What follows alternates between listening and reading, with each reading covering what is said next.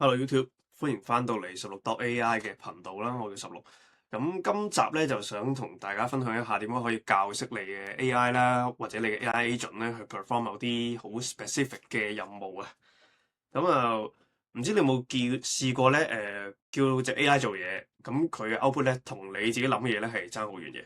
又或者咧叫 AI 幫你去 configure 或者 set 某啲嘅 tools 啦，或者叫佢用某啲嘅 tools 咧，咁佢用到錯晒嘅。又或者咧，你喺 social media 見到人哋用 AI 整出嚟一啲好高質嘅 output 啦，可以係一啲片啊，或者係圖啊，或者係其他嘢咧。但係咧，你揸住同一嚿 tools 嘅時候咧，你係做唔到同一個效果嘅，你係唔知道人哋咧點樣整嘅。咁咧呢條片咧就係會叫做教識你點樣去用 AI 去畫圖啦。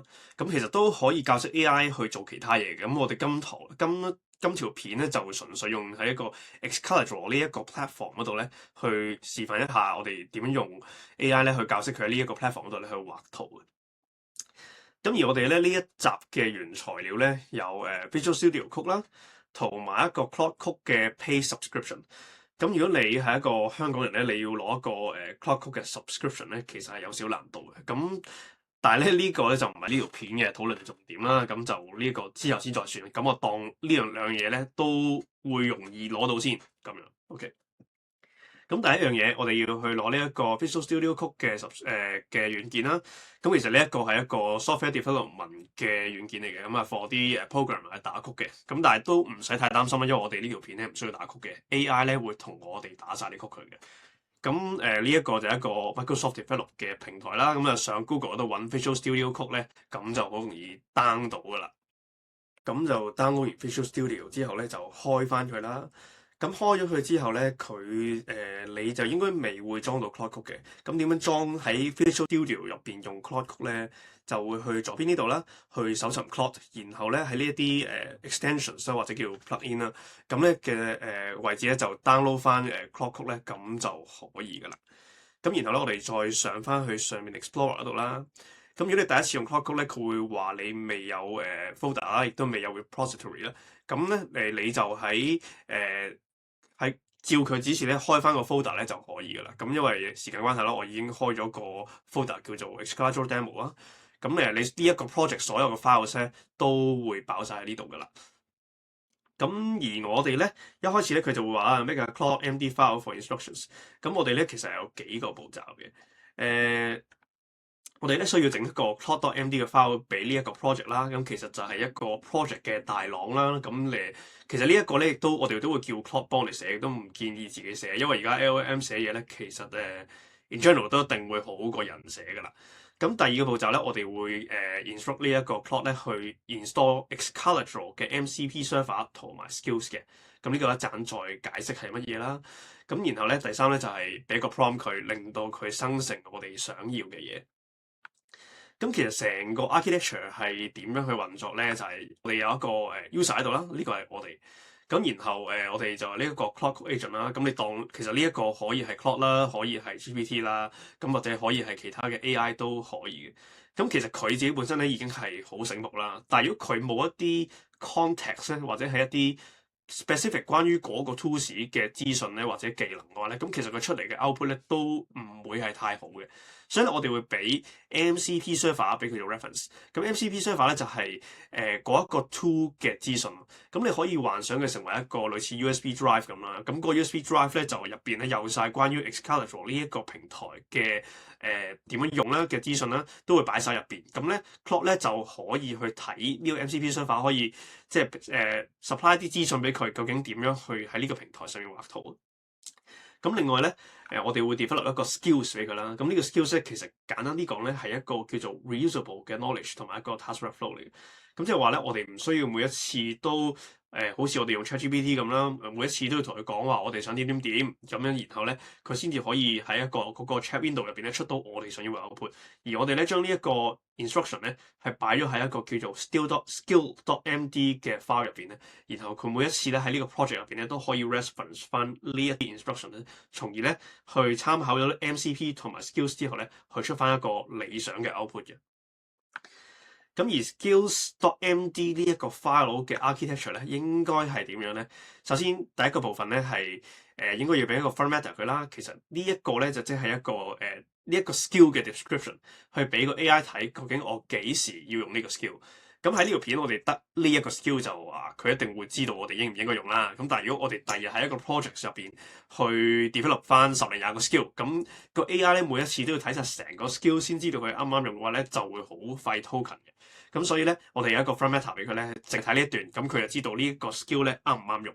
咁第二個咧就係一個叫做markdown 嘅 file 啦，咁佢就會係一個 instruction 啦，簡單啲嚟講，即係一個 prompt 咁樣咁。咁呢一個 skill.md 嘅 file 咧，都會由 Claude Code 咧去幫我哋去寫。好，咁我哋而家咧就翻去VS Code 嗰邊啦。咁suppose 我哋應該要見到 Claude Code 呢一邊咧已經開咗，同埋我哋咧喺我哋呢一個 project 嘅 file 入邊啦。咁佢就話啊，叫你 make 一個 Claude.md 嘅 file 咧 for instructions。咁我哋就喺呢度俾佢咯，咁樣。咁入邊咧就未有任何嘢啦，但係唔緊要，我哋唔會寫噶啦。咁我哋就直接叫佢寫啦。咁我哋咧就轉翻去 plan mode 先。咁就同佢講咧話，我哋想用 Excalibur 咧去叫做即係佢會用 Excalibur 呢個 platform 啦，然後我哋會俾 MCP server 同埋 skills 佢咧去做 reference，然後咧去幫我哋去develop 呢一個 skill 嘅。咁而家咧，我就打個非常之簡單嘅 prompt 俾佢啦，就叫佢幫我寫呢一個 .md 嘅 file 啦，同埋咧就同佢講話啊，呢個 project 咧其實係做一啲 Excalibur 嘅 diagram 嘅。咁我會 supply 個 MCP server 啦，同埋 skills 俾佢。咁碰巧咧喺網上面咧就咁打Excalibur 嘅 MCP 咧，就已經有人去幫我哋去寫咗啦。咁呢個 unofficial 嘅，咁入邊有好多 file 啦，但係我哋唔會睇噶啦。咁但係 Claude 會睇。咁佢後邊咧有教你點樣去裝啦，但係其實我哋都覺得唔需要啦，咁就直接 copy 上邊呢條 link 咧，呢個 URL 咧，咁就 feed 俾佢咧，就睇下佢會做啲咩俾我哋。咁而家我哋喺個 plan mode 嗰度咧，佢 suppose 咧會問我哋啲問題。咁當問嘅時候咧，咁佢都會知道咗了解多啲我哋究竟想喺呢個 project 度做乜嘢啦。佢而家咧就已經喺度 read 緊啦，咁然後咧就。佢就做咗個 web fetch，咁呢個 web fetch 佢已經睇緊我哋嗰條 link 啦。咁呢度咧應該都需要去等一陣先。好，咁啊 prom run 咗大概分零鐘左右啦，佢出咗呢一份嘢俾我。咁佢就問我會唔會 accept 呢一個 plan，咁啊我就同佢講話 auto accept 啦。咁又 run 咗一個1分鐘左右啦，即係 accept 咗個 plan 之後，咁然後咧佢就已經同我寫好咗個 Claude.md 啦，咁就好似都幾詳細。咁我都唔會特別花時間去睇噶啦。咁通常咧我就會去而家去 check 一 check 佢究竟係咪真係有 access to MCP server 啦，同埋個 skills 嘅。咁問咗佢啦，咁就究竟有冇 access to MCP server 啊，同埋而家有啲咩 skills 咧已經有噶啦。佢咧就話佢就有啲 skills 啦，咁但係咧佢就冇 access to 嘅 MCP server 喎。咁通常咧佢同我講叫我做乜嘢咧，我都唔會做嘅，我就叫佢做。咁就 enable the MCP server 咁樣啦，就叫拋翻個波俾佢，翻佢做。咁睇下佢會覆我啲乜嘢。佢而家咧就喺度問我哋可唔可以 run 某啲 command 啦。咁我哋呢度咧就會轉一個模式去做 bypass permissions。咁如果你係見唔到呢一個選項嘅話咧，咁你就可以去翻 settings 呢一度啦，然後咧去搜尋 Claude，咁咧就會揾到呢一個 Claude Code allow dangerously skip permissions，咁就可以噶啦。咁佢就唔會係咁狂問你問題，咁佢就會一路咁樣同你 say yes，咁就可以自己揾。好，咁我哋再問到佢一次嘅時候咧，佢都係話都未有啦。咁但係唔緊要，佢咧就叫我哋去 restart Claude Code，咁我哋就跟住做咯。咁喺度 configure 緊啲 MCP server 嘅時候咧，好似有少少意外啦，就係佢起幾時都好似起唔到咁。咁我就話其實你係咪 miss 咗個MCP JSON file 咧？所以你揾唔到佢。咁which is very likely 佢係啦，因為佢之後咧再起翻呢一份 file 嘅時候咧，我哋就可以去到我哋嘅 MCP server 啦。咁你而家再試下佢咧，其實係咪有 access to 我嗰啲 skills 先？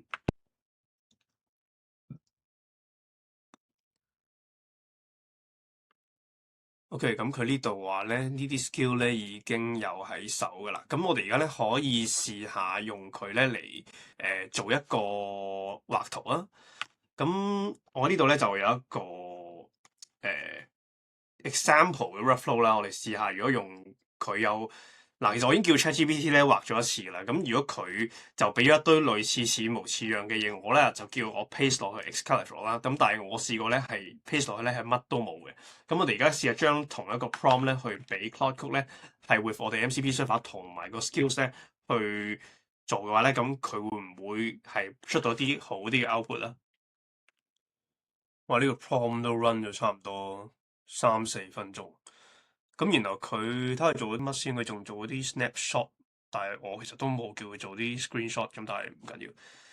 睇下佢個 output 係點先。呢個未必睇到佢三萬呢個。睇下先，佢就喺我哋個 localhost 嗰度畫咗呢一嚿嘢出嚟。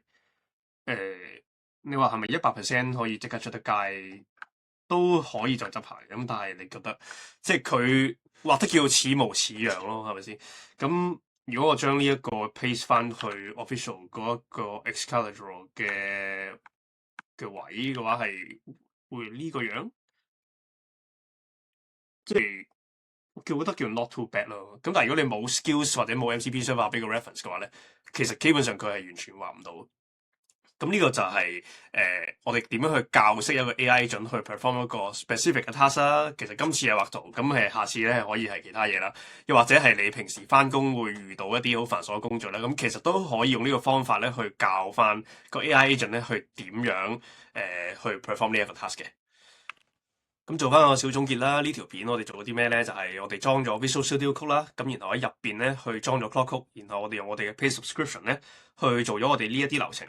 Claude.md 呢一個 project 嘅 high level 嘅 instructions 啦，同埋裝咗 MCP server，同埋教咗佢用呢一個 skills 啦，然後我哋再後尾落個 prompt 出到嚟嘅時候咧，嗰個效果咧就好好多。